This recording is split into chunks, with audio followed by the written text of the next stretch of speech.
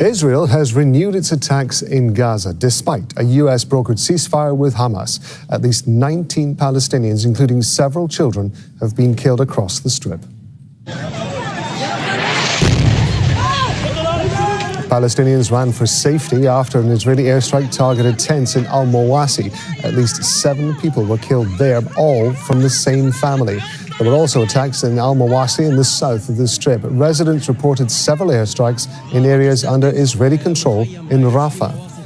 Palestinians say the Israeli strike on Gaza City came with no warning in the early hours of the morning. Surveillance drones and a combat chopper were in the area. They were flying at a dangerously low level.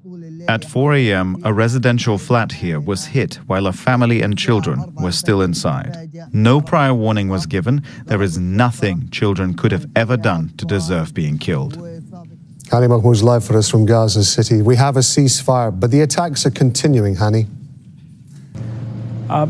Absolutely, and the ceasefire doesn't seem to hold very well as of this moment. For many of the people here, it's just a stark reminder, a constant reminder of the early initial weeks of the genocide, where airstrikes were happening everywhere, renewed airstrikes across the Gaza Strip, and it has not stopped yet, with more areas are being threatened by the Israeli military, forcing people into further internal enforced displacement. The problem is there isn't any safe place across the Gaza Strip. For example, a school in the area of a Shati refugee camp was threatened to be bombed by the Israeli military. Thousands of displaced families inside this school are now in the streets scrambling for shelter in the nearby buildings. The problem is they are left and uncertain about what's going to happen, and bracing for the worst in the coming hours. The Israeli military made it clear there is a military operations across the Gaza Strip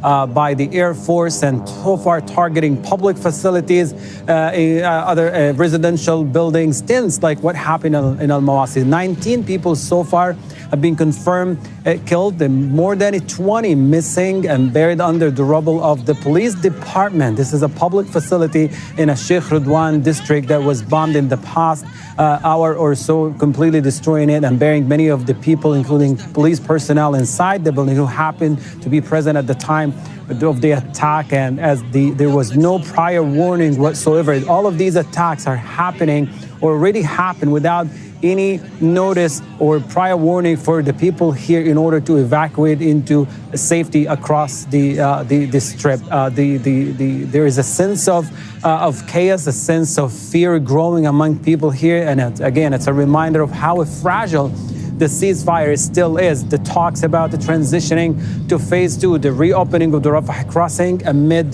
this escalation that only seems to be scaling up in the coming hours. Hani, thank you very much. Hani Mahmoud there in Gaza City.